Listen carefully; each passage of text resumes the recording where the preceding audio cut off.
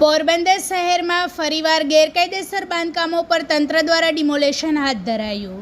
પોરબંદર શહેરમાં ફરીવાર ગેરકાયદેસર બાંધકામો પર દાદાનું બુલડોઝર ચાલ્યું છે। મહાનગરપાલિકા દ્વારા શહેરના છાયા વિસ્તારમાં ડિમોલેશન કરી 6000 ચોરસ મીટર જગ્યા ખુલ્લી કરાઈ છે। સમગ્ર રાજ્યમાં વિવિધ જગ્યાઓ પર ડિમોલેશનની કામગીરી હાથ ધરવામાં આવી છે, ત્યારે પોરબંદર મહાનગરપાલિકા દ્વારા શહેરના છાયા વિસ્તારમાં સરકારી જગ્યા પર ગેરકાયદેસર બાંધકામ પર રહેણાંક મકાનો પર દાદાનું બુલડોઝર ફરી વળ્યું હતું। મહાનગરપાલિકાના ડેપ્યુટી કમિશનર પોલીસ અને પીજીવીસીએલની ટીમ તૈનાત કરાઈ હતી।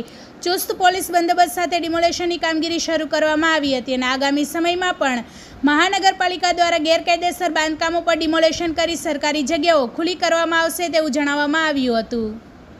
આજરોજ પોરબંદર મહાનગરપાલિકા વિસ્તારમાં છાયા ચોકી પાસે જે ડેમોલિશનની કાર્યવાહી છે મહાનગરપાલિકા હાથ ધરેલ છે।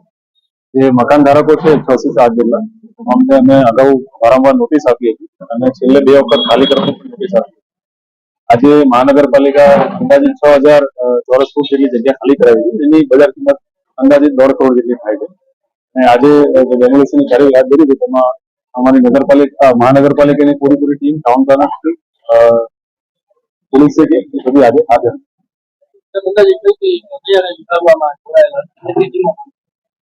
ત્યારે ઇલેક્ટ્રિક વિભાગની ટીમ, ટાઉન પ્લાનિંગની ટીમ અને માર્કેટની ટીમ અને સેનિટેશનની ટીમ અને પોલીસની ટીમ એમ કરીને તમામ ટીમો આજે કામગીરી હાથ ધરી।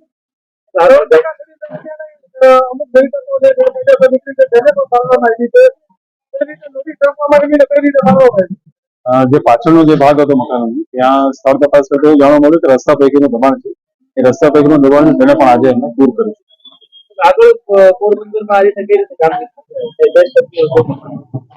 જે ફેઝ વાઇઝ મેનરમાં અમે જુદા જુદા વિસ્તારોમાં કામગીરી હાથ ધરીશું અને ખાસ કરીને રસ્તા પૈકીના જે દબાણો છે અને જાહેર જગ્યાના દબાણો એના પર અમે ફોકસ કરીશું।